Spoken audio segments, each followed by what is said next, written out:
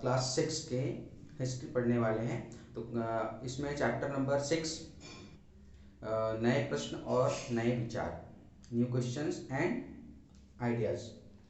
इसमें सबसे पहले हम स्टार्ट करेंगे जो सबसे शुरुआत में जो दिया हुआ है स्टोरी, तो उस स्टोरी से शुरुआत करेंगे। तो उस स्टोरी में सबसे पहले एक लड़की के बारे में बताया गया, एक कहानी बताई गई उसके बारे में। उस लड़की का नाम अनघा है। तो अनघा जो है वो पुणे से वाराणसी जा रही होती है ट्रेन से। अब पुणे से वाराणसी मतलब पुणे कहाँ पर है? महाराष्ट्र में, और वाराणसी यूपी में। तो वो स्कूल ट्रिप जा रही होती है। तो स्कूल ट्रिप जाने के लिए उनकी जो मदर थी उनको छोड़ने आई थी। उसके साथ साथ जब वो यहाँ से जा रही होती है तो उस समय उनकी टीचर उनके साथ थी, तो इसलिए उनकी मम्मी ने उनके टीचर को कहा कि आप जब वाराणसी जाएंगे तो वहाँ पे आप उनको सारनाथ भी लेके जाना, जिससे और गौतम बुद्ध के बारे में उनको बताना। तो अब यहाँ पर बात आ रही है सारनाथ और गौतम बुद्ध के बारे में, जो इनका कनेक्शन क्या है, इस स्थान से गौतम बुद्ध का क्या कनेक्शन है। तो हम आइए सबसे पहले पढ़ते हैं बुद्ध की कहानी। तो इसमें सबसे पहले हम ये देखेंगे कि गौतम बुद्ध कौन थे, गौतम बुद्ध कहाँ के रहने वाले थे, उनका जन्म कब हुआ था, है ना, उनकी डेथ कब हुई थी, उनकी क्या क्या टीचिंग्स थे, मतलब क्या क्या शिक्षाएं उन्होंने दिए थे। उसके साथ साथ यहाँ पर जो गौतम बुद्ध का नाम गौतम बुद्ध कैसे पड़ा, उनका पुराना नाम मतलब जो मूल नाम था वो क्या था, इन सभी के बारे में हम इसमें डिस्कस करने वाले हैं। तो सबसे पहले ये जानते हैं गौतम बुद्ध के जीवनी के बारे में। तो सबसे पहले हम ये देखेंगे उनका जन्म कब हुआ था, कहाँ हुआ था। तो उनका जन्म हुआ था लुम्बिनी में। अब ये लुम्बिनी कहाँ पर है? लुम्बिनी है नेपाल में। तो नेपाल में लुम्बिनी कौन सी इसमें आता है? मतलब नेपाल के कपिलवस्तु एक साम्राज्य था उस समय पे। कपिलवस्तु मतलब नाम कपिलवस्तु एक गणराज्य था, जहाँ पर उनका जो राजधानी थी, मतलब कपिलवस्तु की जो कैपिटल थी वो थी लुम्बिनी। लुम्बिनी में उनका जन्म हुआ। इनके फादर का नाम शुद्धोधन और उनकी मदर का नाम जो था वो महामाया। तो यहाँ पर बात करते हैं शुद्धोधन। तो शुद्धोधन ये एक वहाँ के राजा थे। तो राजा का लड़का जो था ये मतलब एक राजकुमार था। जैसे इनका जन्म हुआ, एक ज्योतिषी ने उनके बारे में एक भविष्यवाणी कर दी थी पहले ही कि ये आगे चल करके यहाँ के समाज कल्याण का काम करेगा, विश्व को दुखों से उभारेगा। इनका जन्म हुआ शाक्यगण में। इनको शाक्य मुनि के भी नाम से जाना जाता है। गौतम बुद्ध को शाक्य मुनि के भी नाम से जाना जाता है। और उसके साथ साथ इनका जो मूल नाम था, उनका मूल नाम मतलब ओरिजिनल नेम जो था वो था सिद्धार्थ। और सिद्धार्थ को गौतम भी कहा गया। अब गौतम क्यों कहा गया? गौतम इसलिए कहा गया क्योंकि उनकी जो आंटी थी, उनकी जो मौसी थी, उन्होंने उनका पालन पोषण किया। क्योंकि गौतम बुद्ध के जन्म के 7 दिन बाद उनकी मदर की डेथ हो गई। तब से उनकी मौसी ने ही उनका लालन पालन किया, और इसीलिए उनके नाम जो गौतमी के नाम से फिर उनका नाम गौतम पड़ गया। उनके जो पिता थे वो उनको सांसारिक जीवन से, मतलब उनके जो रियलिटी जो देखते हैं उससे उनको दूर रखना चाहते थे, क्योंकि वो इकलौते पुत्र थे।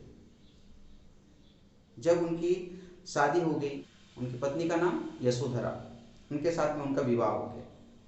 और इसके बाद में वो कुछ अपने पिता की परमिशन से, अपने फादर की परमिशन से जो है वो अपने पूरा आसपास का क्षेत्र वो देखना चाहता था। मतलब साम्राज्य से जो आम पब्लिक है इनके जीवन के बारे में देखना चाहता था। इसी वजह से उन्होंने परमिशन लेकर के अपने राज्य भ्रमण के लिए निकल पड़े।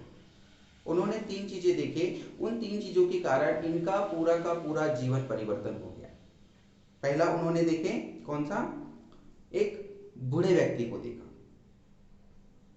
तो अपने सारथी से पूछते हैं कि ये क्या है? तो उनके सारथी जवाब देते हैं कि ये जो है हमारा जीवन जो है, ये जैसे हम जन्म लिए वैसे हमारा बुढ़ापा भी आएगा और लास्ट में हम मर भी जाएंगे। मतलब एक बूढ़ा है। उसके आगे चलते हैं तो उनको एक बीमार व्यक्ति दिखाई देता है। बीमार व्यक्ति जब दिखाई देता है तो वो पूछते हैं फिर ये क्या ऐसे कैसे तड़प रहा है। तो उनका सारथी जवाब देता है कि ये बहुत ज़्यादा बीमार है और यही बीमारी की वजह से जो है ये बहुत ज़्यादा तड़प रहा है। फिर आगे चलते हैं। आगे उनको एक उनके रास्ते से ही एक मरा हुआ मृत शरीर जो है वो पास होता है, गुजरता है। फिर उसको देख करके भौचक्के हो जाते हैं, ये क्या है। तो सारथी बोलते हैं जिनका जन्म होता है उनकी मृत्यु होती है, इसीलिए इन्होंने अपना पूरा उम्र जो है वो गुजार दिया और उसके बाद में उनकी मृत्यु हो गई। तब ये वापस साम्राज्य में आ जाते हैं। तब उसके बाद में इनके मन में यही चलता है कि जीवन का सत्य क्या है।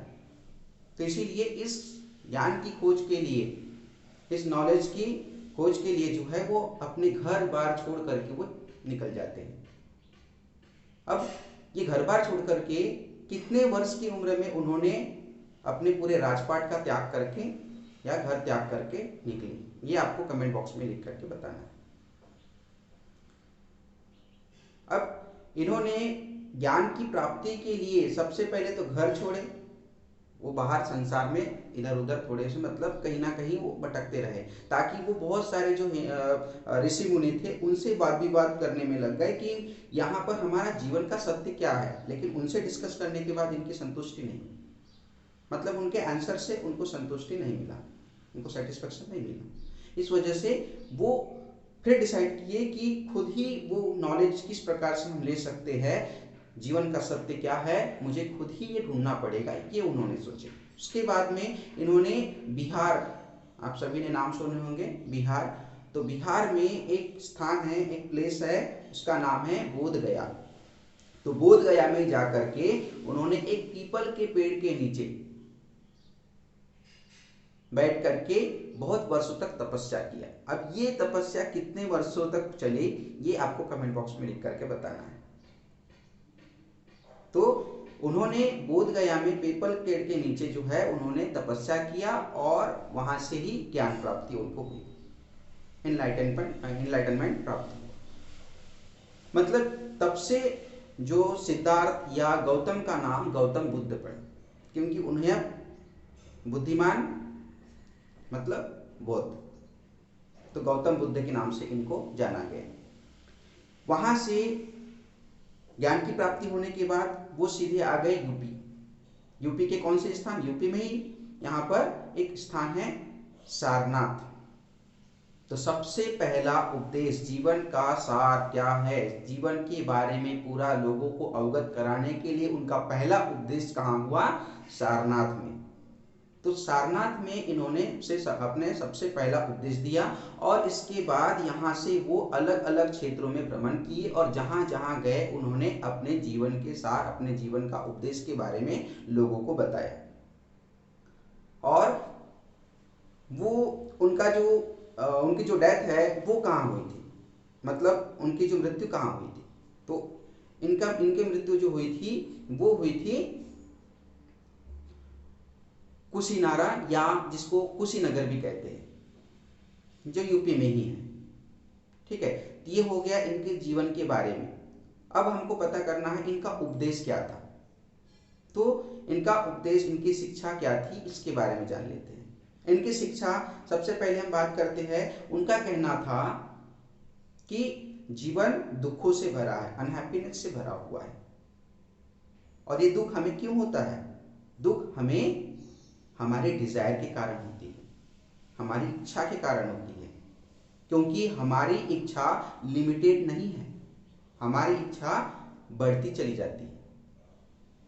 क्योंकि हमारी एक इच्छा पूरी होती है तो दूसरी इच्छा तैयार हो जाती है, दूसरी डिजायर तैयार हो जाती है, जिससे क्या होता है, हमें हमारी डिजायर का कभी फुलफिलमेंट नहीं हो पाता।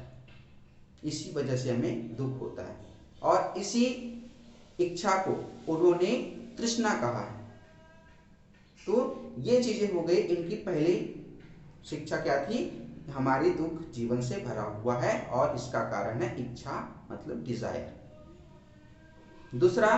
दूसरी उनकी शिक्षा यहाँ पे बताया गया है, जैसे कि हमें लोगों के ऊपर, मतलब लोगों पे दया भाव होनी चाहिए, यहाँ तक कि लोगों के साथ साथ जीव जंतु प्राणियों पे भी हमें दया भाव होनी चाहिए। अब यहाँ सम्मान करने से मतलब ऐसा है उनको हर्ट नहीं करना है, उनको किल नहीं करना है, मारना नहीं है।